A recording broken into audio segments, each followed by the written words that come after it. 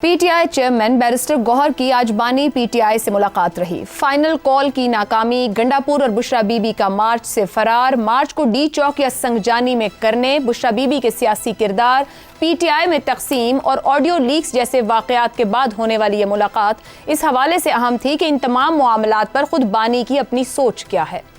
अब बैरिस्टर गौहर ने मुलाकात के बाद मीडिया से गुफ्तगू करते हुए बताया कि फाइनल कॉल के बाद आज बानी पीटीआई से मुलाकात रही। इस्लामाबाद एहतजाज वाक़े पर बात हुई।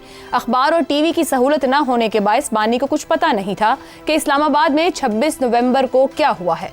जो वर्कर्स बाहर निकले, बानी पीटीआई ने उन्हें खराजे तहसीन पेश किया। बानी का पैगाम है कि कौमी असम्बली और सेनेट जाएं, पार्लियामेंट में ये मामला उठाएं और एहतजाज करें। आगे का लाहे अमल का ऐलान बानी पीटीआई बाद में करेंगे। बानी को रेंजर्स, पुलिस और पीटीआई के शोहदा का बताया, जिस पर उन्होंने सबकी शहादत पर अफसोस का इजहार किया। बैरिस्टर गौहर के मुताबिक इमरान खान ने पार्टी को इत्तेहाद का पैगाम दिया है। बैरिस्टर गौहर की बातों से अक्स किया जा सकता है कि बानी मुजाहिमत को ब्रेक लगाकर पार्लिमानी राह अपनाने की बात कर रहे हैं। बानी पीटीआई अगस्त 2023 से जेल में है। अपनी 16 माह की कैद के दौरान करीबन हर मामले पर बानी पीटीआई की मुतजाद आरा सामने आती रही हैं। अहम अदालती फैसले हों, कानून साजी का मामला हो, अहम शख्सियात हों, आम इंतखाबात हों, हुकूमत साजी हो, मखसूस नशिस्तों का मामला हो, सियासी जमातों से मुज़ाकरात जैसे इशूज़ हों, इन तमाम मामलात पर मुतजाद आरा सामने रही। मगर अगर हालिया दिनों की बात की जाए तो सितंबर से पीटीआई के जलसों और अब फाइनल कॉल पर भी बानी की अलग अलग राय सामने आती रही है। इस एहतजाज का ऐलान मुलाकात के बाद अलीमा खान ने किया था। एहतजाज को लीड बुशरा बीबी ने किया। गंडापुर के अलावा मेन स्ट्रीम लीडर्स गायब रहे। एहतजाज के शुरू में बैरिस्टर गौहर और बैरिस्टर सैफ से मंसूब ये खबर आई कि बानी चाहते हैं कि मार्च संगजानी तक किया जाए। फिर मार्च की एन पीक के दौरान बानी से मंसूब ये खबर आई कि वो एहतजाज को डी चौक में ही करना चाहते हैं। इस सारी सूरत हाल में अब आज बैरिस्टर गौहर की बातों से क्या अख्स किया जाए?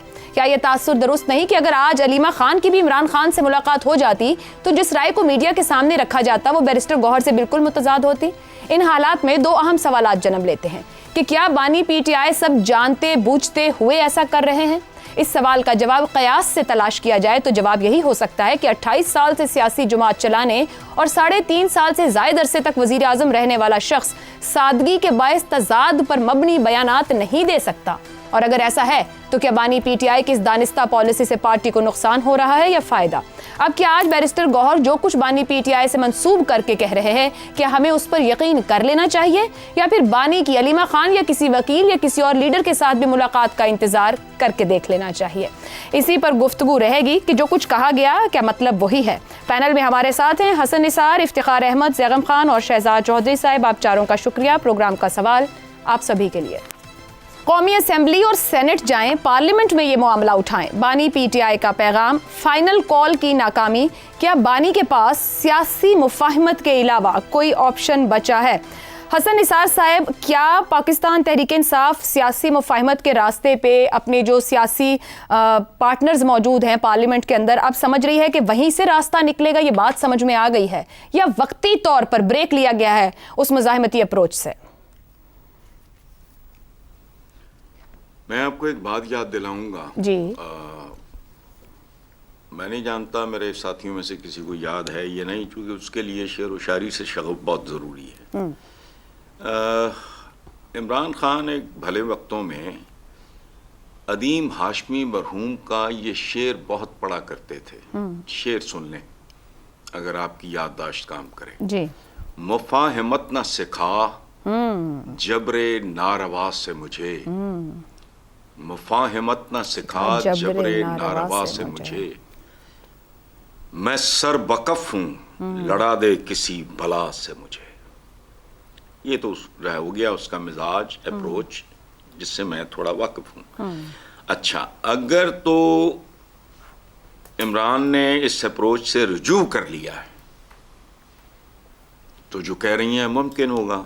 दूसरी बात है जो बहुत ही फजूल, इस फजूल बात की बुनियाद पीटीआई ने खुद रखी, फाइनल कॉल। जिंदगी में मौत भी फाइनल कॉल नहीं होती। अच्छा। इससे ज्यादा मकाना बात कोई नहीं हो सकती। मौत के बाद जिंदगी है।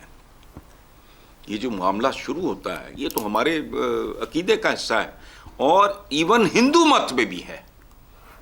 ये जो आवागमन है, दूसरा जन्म फलाना, ये वो और चीज है, हमारे यहाँ और चीज है। There is nothing known as a final call in a human life. एक बात आपने खुद कर दी है और वो आपने इतनी गोल मटोल से तरीके से की है कि सरों के ऊपर से, मेरे तो कम से कम सर के ऊपर से गुजर जाती, कि आपने कहा फिलहाल तो ये है, उसके बाद उन्होंने सोचा है बाकी बाद में देखेंगे। हाँ। ये दोनों का ब्लेंड है। हाँ। कॉल भी हो सकती है और ये भी है कि भी ये फ्रंट भी खोल दो। जंगों में क्या होता है, ये कह लिया जाए हसन निसार साहब कि जो जिस फाइनल कॉल को, जैसे आपने खुद एक एब्सर्ड बात कह दिया, फाइनल कॉल की जो नाकामी है, ये जो सियासी नुकसान हुआ है, उसको समझते हुए अब ये मुफाहमती रास्ता इख्तियार किया गया है, क्योंकि जहां वो चाहते हैं वहां तो बात नहीं हो रही है, ना डायलॉग ओपन हो रहा है। नहीं बीबी, ये आपका ख्याल है ना, मेरा नहीं है। It's never the end till it is the end. कोई शय फाइनल नहीं है और ये दोनों का ब्लेंड भी हो सकता है कि वहां भी प्रेशर बिल्ड करो, बाहर भी करते हैं। सो अल्टीमेटली मुजाहिमत ही रास्ता रहेगी, जो उनकी शख्सियत आप एक्सप्लेन कर रहे हैं। ये मैं दावे से कुछ नहीं कह रहा। It can be A blend, लेकिन मज़ाहमत की फॉर्म है।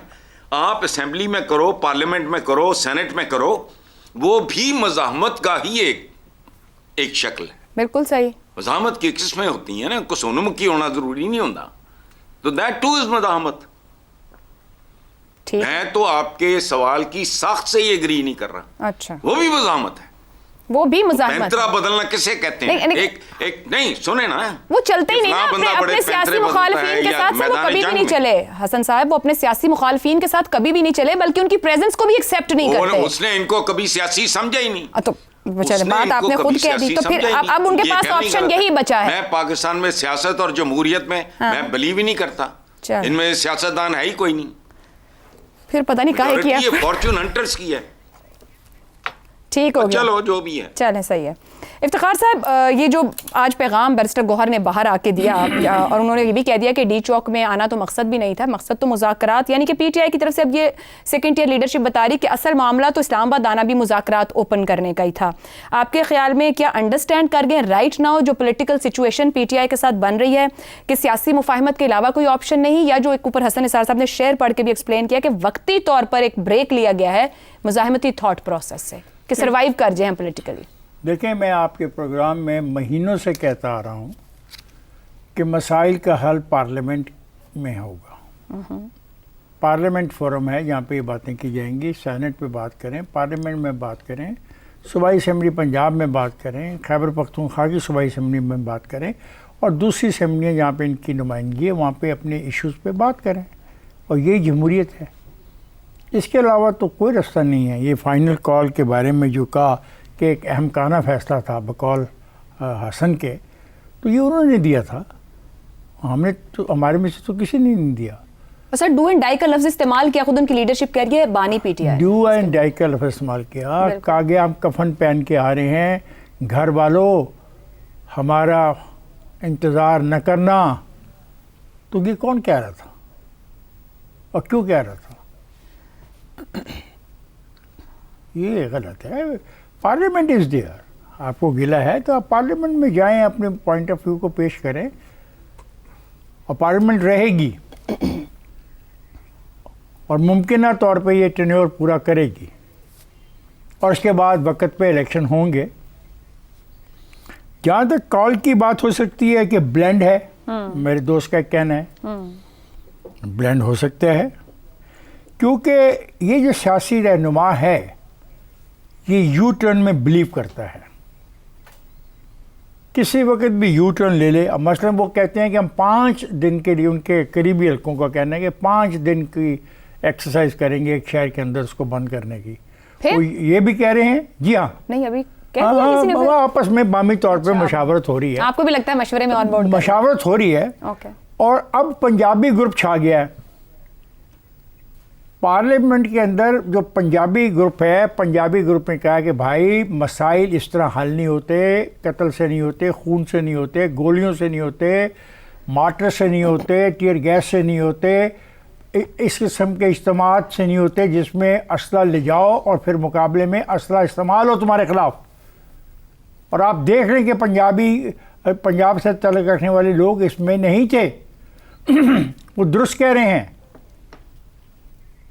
मसाइल का हल होना चाहिए, शिकायत का हल करने के लिए parliament is the best place. और ये सब लोग पार्लियामेंट का इलेक्शन लड़ के आए हैं ना, और इन्होंने आईने पाकिस्तान पे हलफ लिया है, आईने पाकिस्तान का तहफ़्फ़ुज़ करने के लिए, और उसके तहत तमाम जो मुल्की कवानीन है उनका इज़्ज़त और एहतराम करने के लिए वो चीज़ें इस्तेमाल करने का इन्होंने हलफ नहीं लिया जो हमने आज एक DPO की प्रेस कॉन्फ्रेंस में देखी है। DPO अटक, ये गलत है। मैं समझता हूँ कि उमर अयूब की मौजूदगी में ये कहना उमर का कि मेरे मौजूदगी में कातलाना हमले हुए हैं गंडापुर पे, अब देखिए ये कौन से लोग हैं, ये इनका ताल्लुक कहाँ से है, ये कितनी खौफनाक बात कर रहे हैं लीडर ऑफ द अपोजिशन कि उसके ऊपर गंडापुर के ऊपर उनकी मौजूदगी में कातलाना हमले हुए हैं। मैं नहीं मानता। मैं समझता हूँ कि संगजानी का जो फैसला था, मैंने तारीफ़ की उस दिन इमरान खान की। इमरान खान को सब कुछ पता था, उसको लम्हा बलमा खबर होती है। सर मुलाकातें होती रही ना उन 2 दिन के अंदर, जहाँ 24 और रात को 25 मुलाकात 2 से 3 संगजानी का फैसला दुरुस्त था, बैठ जाते मौसम पर आज वो कह रहे हैं कि मीडिया एक्सेस नहीं है अखबार टीवी की, लेकिन मुलाकातें उन 2-3 दिन में रही हैं। वो तो खैर हमेशा ये कहेंगे कि उनको किसी चीज़ की भी एक्सेस नहीं है, उनको तो पानी भी नहीं मिलता, उनको तो खाना भी नहीं मिलता, डबल अंडे, डबल सफेदी वाला अंडा मिलता है, एक जर्दी वाला अंडा नहीं मिलता। Coming back to the point, क्या कैपिटल, तुमने खुद मुझे पॉलिटिकल कैपिटल आपको लगता है कि टाइमली अप्रोच है टू पार्लियामेंट की तरफ? पॉलिटिकल कैपिटल बचा लेंगे? मेरे ख्याल में संगजानी वाला फैसला इस बात की इंडिकेशन था कि इमरान रियलाइज़ कर रहा है कि जो ये खेल शुरू हुई है इसका अंजाम खतरनाक ठीक हो गया, और अगर वो चाहते हैं और उनको चाहिए था ठीक कि पार्लियामेंट में जाएं, बोले, तकरीरें करें, पॉइंट ऑफ व्यू अपना पेश करें, ये तरीक़ाकार है। अब मैं एक बात साफ बता दूं, ये जो कोई ख्वाब है ना यू टर्न लेने का, या 5 दिन के लिए बंद कर देंगे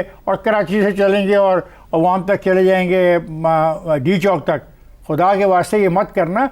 इंसानों की ज़िंदगियां बहुत प्यारी होती हैं, खा इंसान तुम्हारे साथ हो, खा इंसान तुम्हारे मुकाबले में अपनी ड्यूटी कर रहे हो, दोनों तरफ की जो जानें हैं मुझे प्यारी हैं, और मैं ये दुआ करता हूँ कि अल्लाह ताला ये नुकसान न करे। और एक बात याद रखो, पाकिस्तान का नुकसान तुम सब का नुकसान होगा, बेशक, और पाकिस्तान को शिकस्त देने के बाद कोई नाचने वाला यहाँ पे फिर नहीं होगा, फिर ये अल्लाह रहम करे इफ्तिखार साहब, फिर ये शाम होगा, एहसास फिर ये से लीबिया होगा। सबको ही होता है जब गलत फैसले हो जाएं, और मेरा ख्याल है सबको रीअसेस करने की जरूरत होती है।